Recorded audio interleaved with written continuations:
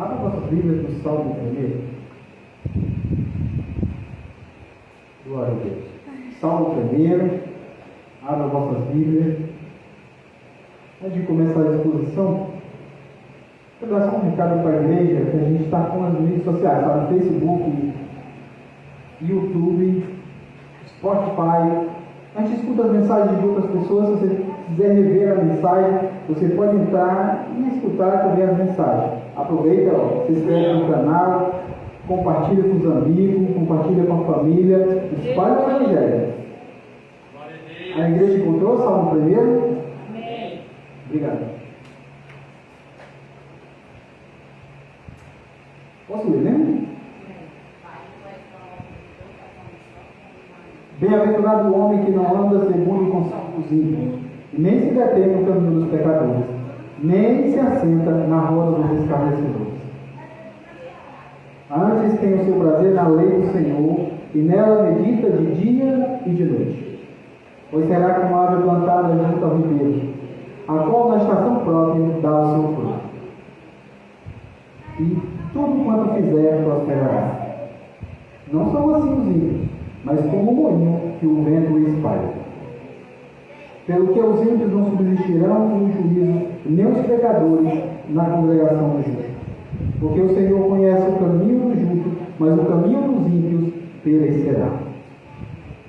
Continue com suas Bíblias abertas no Salmo 1. Você que nos acompanha pela internet também, pegue a sua Bíblia e continue com ela aberta para acompanhar a exposição. Quero só orar 2 minutinhos, e começarei já em seguida.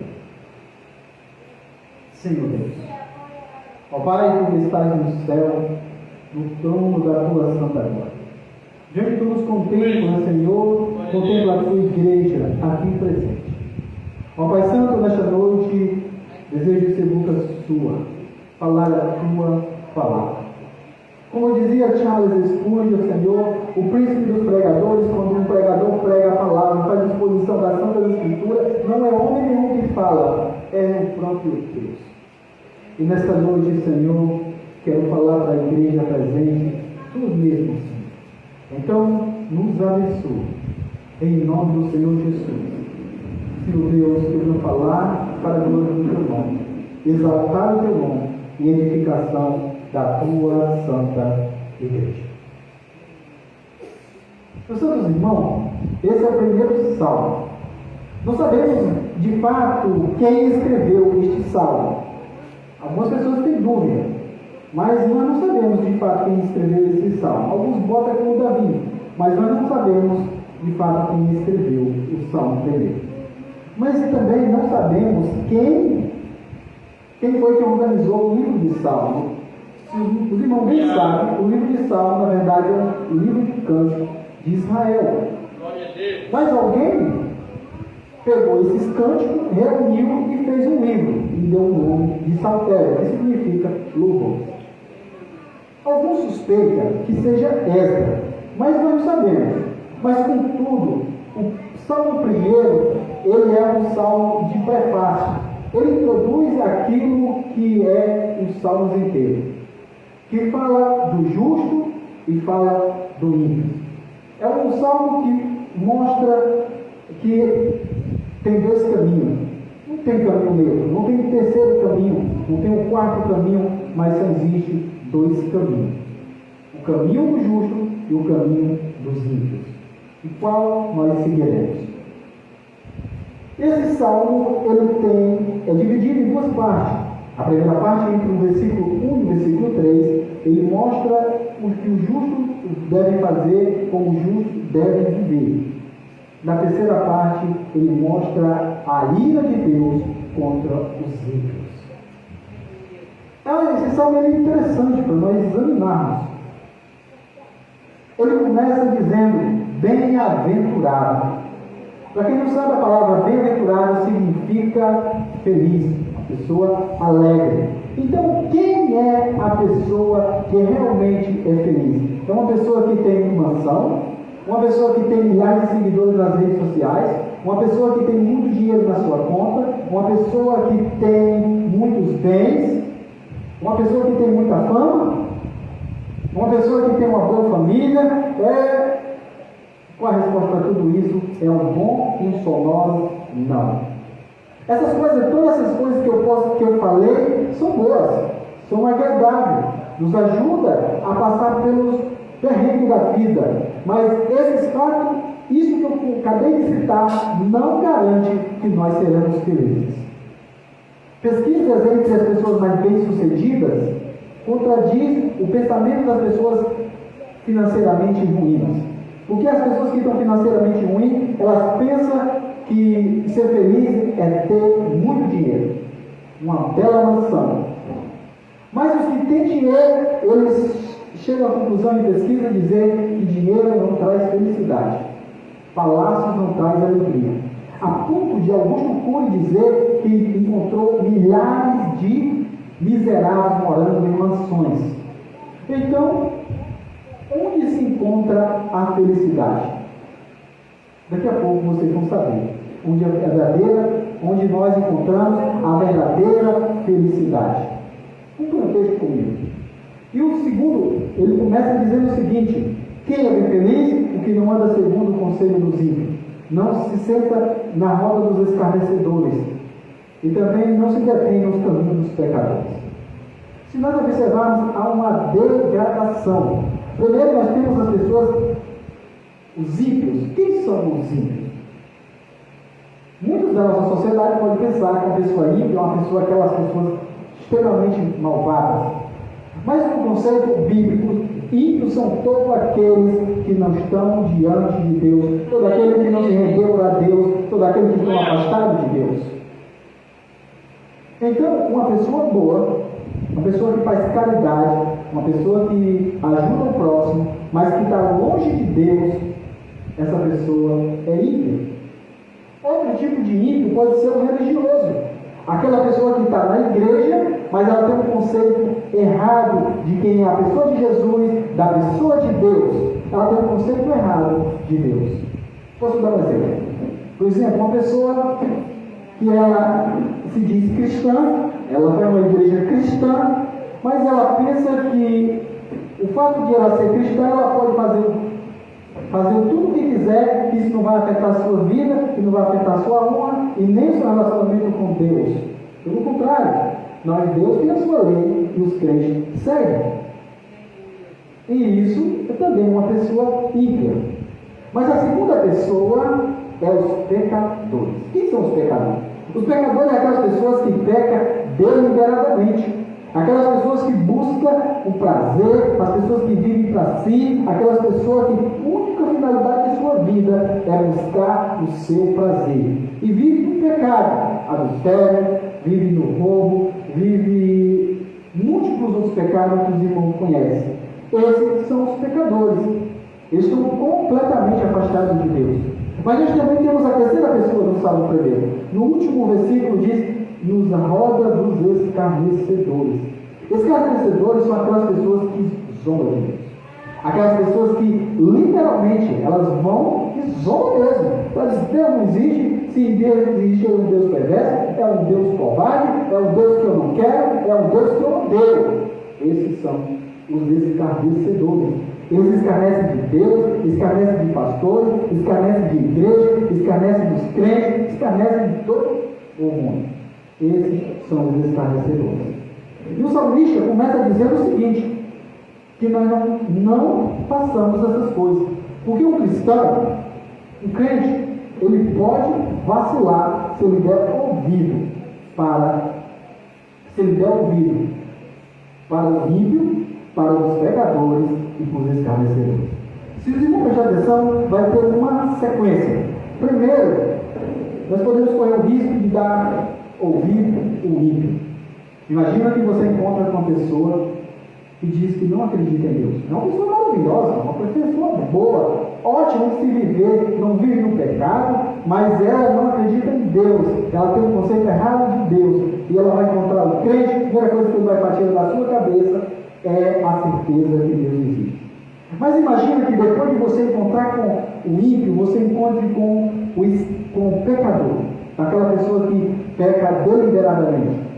O que o pecador vai fazer? Vai fazer você levar você fazer pecar deliberadamente contra Deus. Depois que você leva esse fato, o pecador, o crente pode ser levado a se assentar na roda dos escarnecedores. Aquele que era crente, aquela pessoa que era santa, piedosa, agora começa a escarnecer de Deus. Veja que é um processo. Ela começa com o ímpio, passa pelos pecadores e termina nos escarnecedores. Vai terminar escarnecendo de Deus.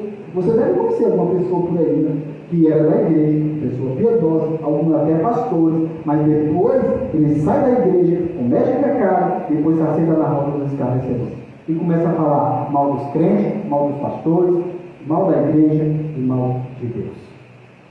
É assim que começa. E o salmista nos alerta para que nós não façamos, não caímos nesse lugar. Então, preste atenção.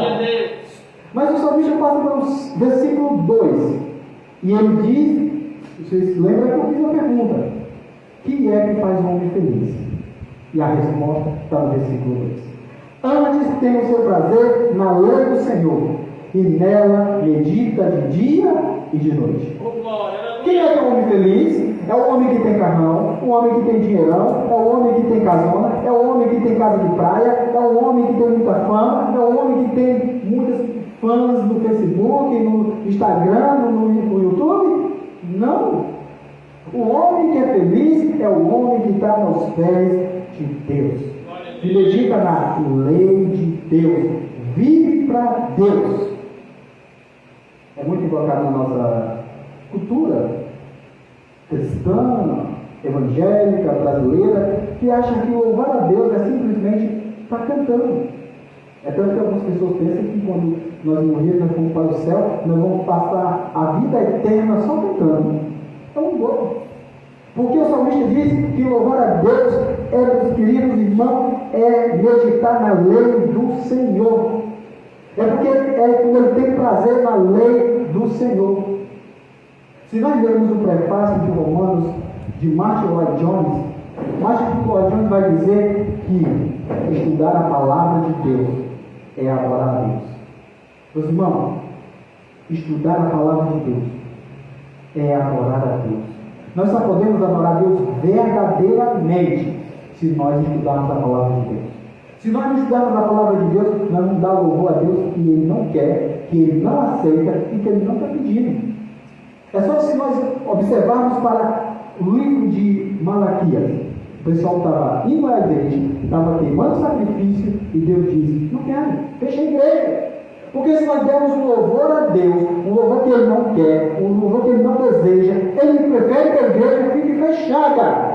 E nós só vamos poder adorar a Deus como Ele quer, se nós meditarmos na palavra de Deus. Mas a segunda coisa que eu quero chamar a sua atenção no versículo 2 é a palavra meditar. O que significa a palavra meditar? Meditar significa, no original, significa balbuciar. Vou dar um exemplo. É a pessoa que está lendo a Bíblia, de manhã está orando, ela lê um versículo e ela faz uma oração seguinte. E ela começa a questionar aquele versículo, ela começa a perguntar para que aquilo serve, como aquilo vai aplicar na sua vida. Porque muitas das vezes, quando a gente fala em meditar, da nossa cultura, pensa que é só pegar, abrir um salmo, abrir uma epístola, abrir um evangelho, ler e ir embora, esquece o que leu, não sabe o que leu, nunca mais lembra daquilo que leu. Isso não é meditar. Meditar é pegar o salmo, é avaliar o salmo, é estudar a palavra e botar aquilo no seu coração, no seu íntimo e no seu pensamento. Porque se nós não fizermos isso, nós vamos estar lendo a palavra de Deus inutilmente. E o salmista diz: feliz é aqueles que têm prazer e também que medita. Então que nós temos que ter prazer na lei do Senhor, que nós vamos meditar na palavra do Senhor, que nós vamos estudar a palavra do Senhor, que nós vamos avaliar e vamos viver essa palavra para a glória de Deus. Tem um detalhe, outro segundo detalhe que nós podemos observar, que ele diz: medita de dia e de noite. Ele está dizendo para nós pegar a Bíblia uma vez perdida, abrir ela, ler e esquecer dela.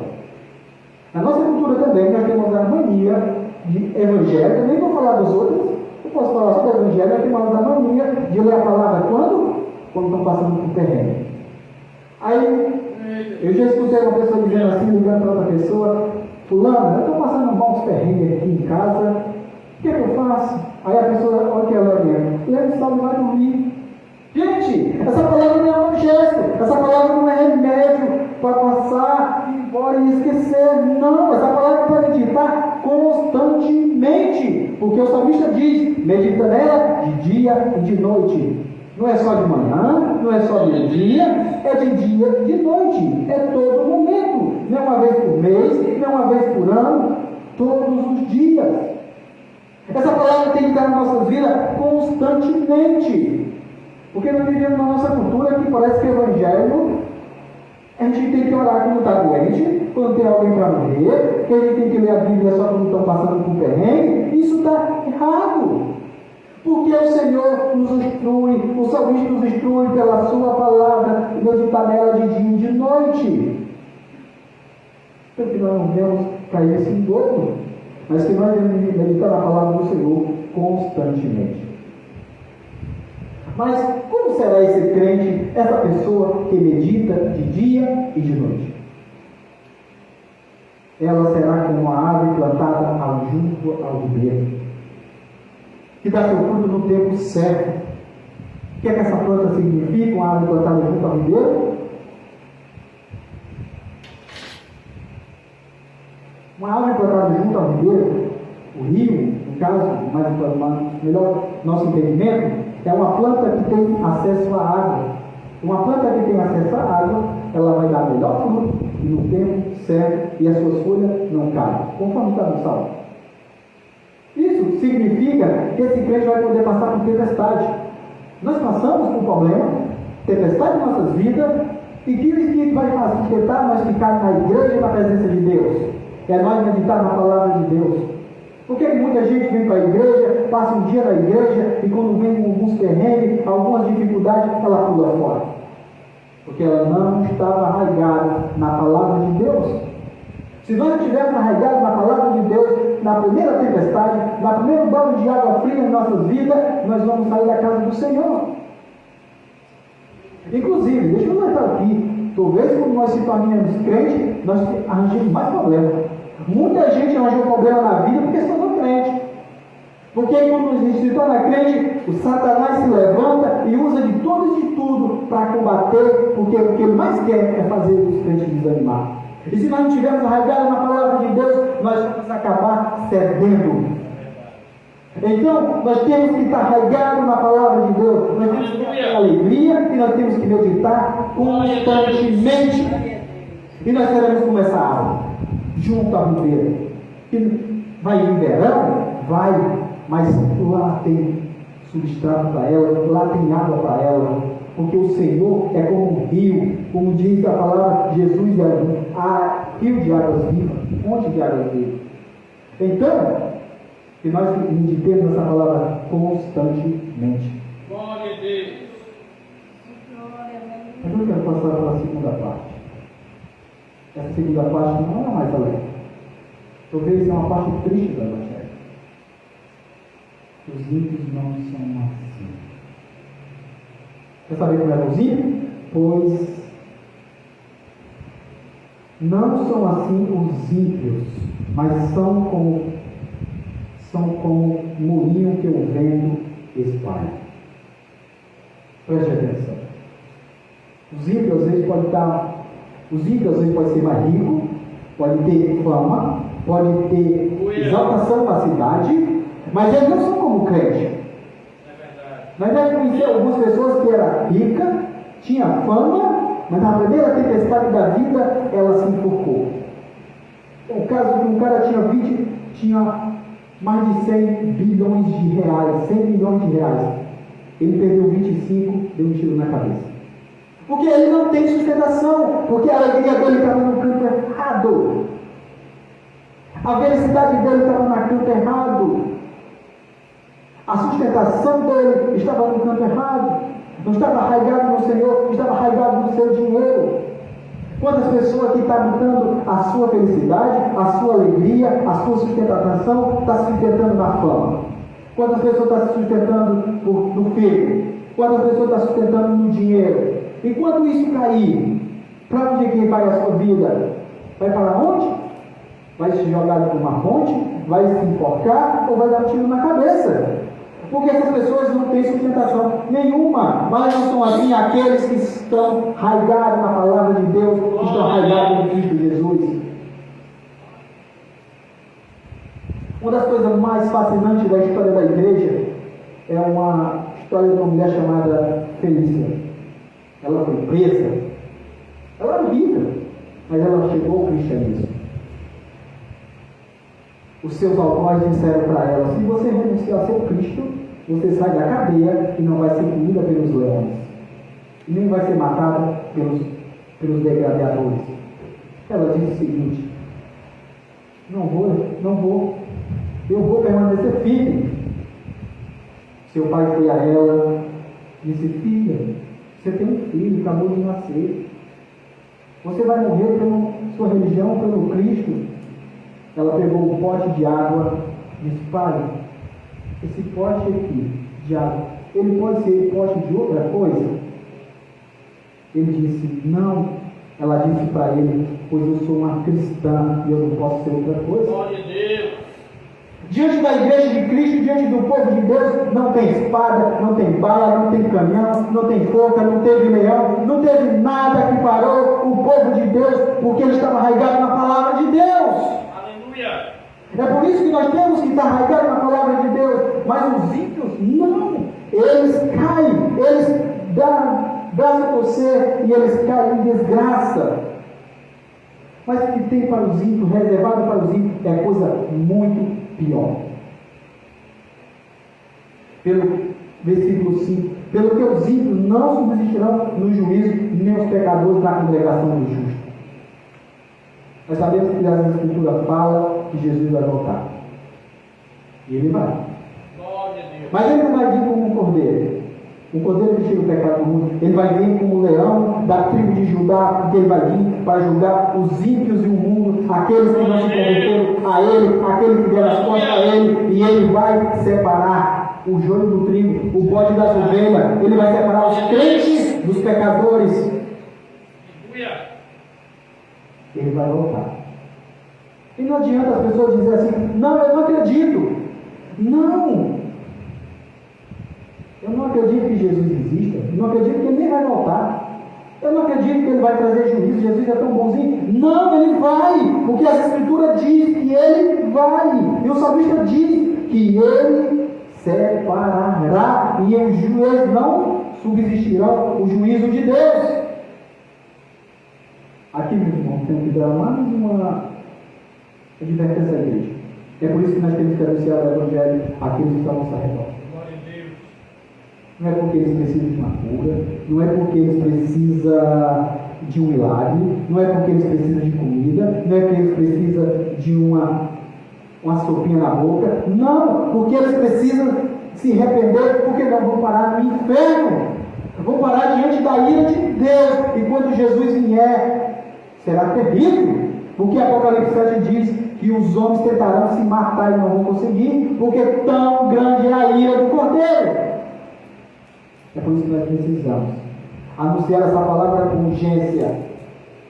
É urgência, porque o Cordeiro vai vir, não como o Cordeiro para tirar o pecado, para lavar o nosso pecado, mas como o Cordeiro que vai trazer a sua ira contra todo aquele que deu suas costas a ele, contra todo aquele que não quis dar ouvido à sua palavra, todo aquele que não quis ouvir os seus pregadores, contra todos aqueles, meus irmãos, que zombaram dele, que fizeram pouco caso dele, e que faz pouco caso da igreja, faz pouco caso dos crentes, e faz pouco caso dele, de Jesus. Então é por isso que nós temos que anunciar essa palavra com urgência. Porque será separado. Se você prestar atenção, no versículo 4 diz que a palha será separada do trigo. Isso aqui é uma expressão que vai significar separar do trigo. O que é que eles faziam? A o agricultor judeu fazia? Ele colhia o trigo é uma semente e dentro tem uma vagem. E para separar naquele tempo, não tinha aquelas máquinas que nós temos hoje. Então eles quebravam aquele trigo e jogavam a palha para cima, o caroço caía, vinha um vento e levava a palha. Essa palha geralmente era para queimar, como está lá em Mateus 3, do 7 a 12, onde João Batista fala que o grão será colhido e a palha queimada. É por isso que nós devemos anunciar esse evangelho com urgência. Primeiro, porque tem alegria só em Deus. Segundo, porque há um juízo. Há dois caminhos, ou do ímpio, onde qual ele perecerá, ou do justo que dará diante de Deus pelos séculos dos séculos. Glória a Deus. Então, que nós meditemos, que nós avaliemos, que nós busquemos prazer na lei do Senhor. Porque é só na lei do Senhor que nós temos multidões de alegria. É só na lei do Senhor, é só no Evangelho que há um verdadeiro enchimento. Para os que me conhecem, sabem como eu sou louco por estudar. Próprio na vida que tenho prazer em estudar. Eu estudava as outras coisas, mas o meu vazio continuava. O peito era vazio. Não tinha alegria nenhuma. Até que um dia eu conheci a palavra de Deus. E ela me preenche. Glória a Deus. Não consigo passar uma semana sem estudar a palavra de Deus. Tanto que, não é me gravando, mas eu faço comentários bíblicos. À medida que eu estou fazendo essa exposição, para fazer essa exposição, eu estudei esse texto, eu avaliei esse texto, estudei várias pessoas. Glória a Deus. Porque é só em Deus, é só nessa palavra, é só em Cristo que nós podemos ser preenchidos. Como dizia Santo Agostinho de Hipona, ele dizia o seguinte: Deus fez o homem para ele. E nós só vamos encontrar preenchimento verdadeiro quando nós voltar para Deus. Enquanto não, nós vamos continuar vazio, não adianta nós ir à festa, não adianta nós ter casa, não adianta nós buscar dinheiro, fama, glória, honra, todas essas coisas é vazio, porque a única coisa que é capaz de preencher o homem é o próprio Deus. Aleluia. Alguém já disse, eu não sei quem é a frase, não queria, alguém já disse o seguinte: o vazio do homem é do tamanho de Deus.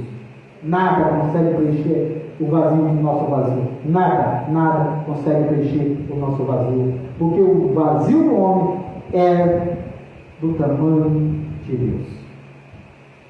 Então, aquelas pessoas que estão vazias, aquelas pessoas que estão nos bares, aquelas pessoas que vão buscar ponto seguro na maconha, no crack, elas estão vazias. Às vezes a gente fica julgando elas, mas que elas precisam de preenchimento. E só quem faz esse preenchimento é Deus. Então, eu quero já concluir. Eu quero concluir advertindo duas coisas.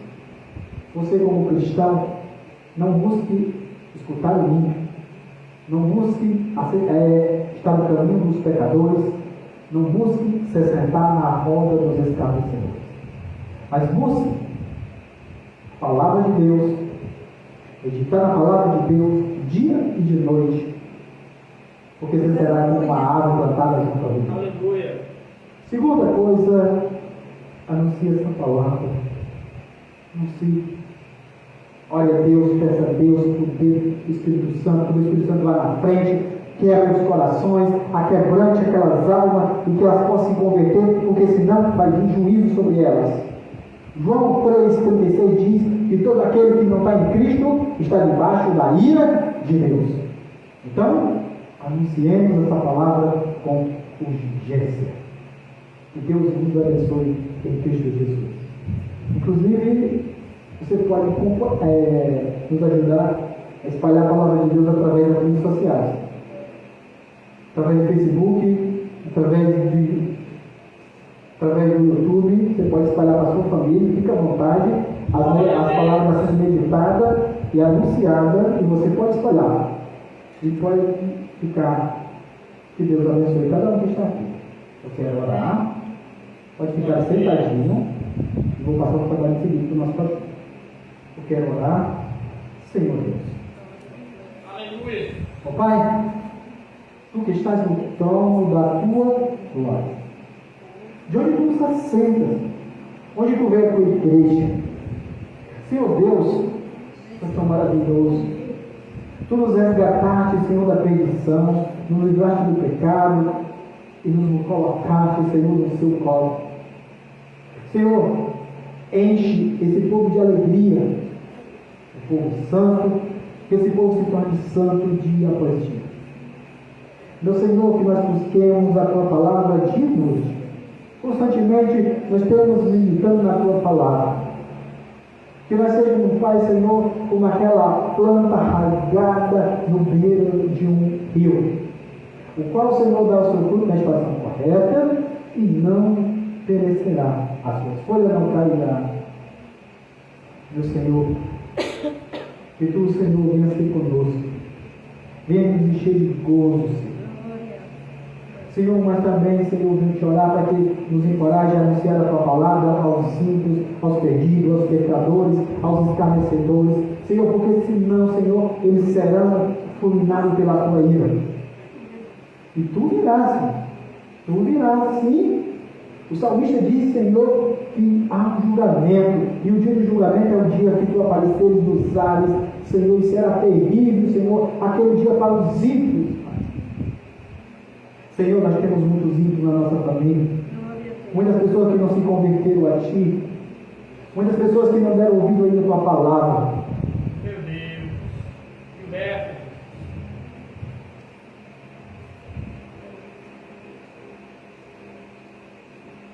Glória a Deus. Senhor, envia o Espírito Santo para quebrantar seus corações, para amolecer aquelas almas, se converterem a Ti, Senhor.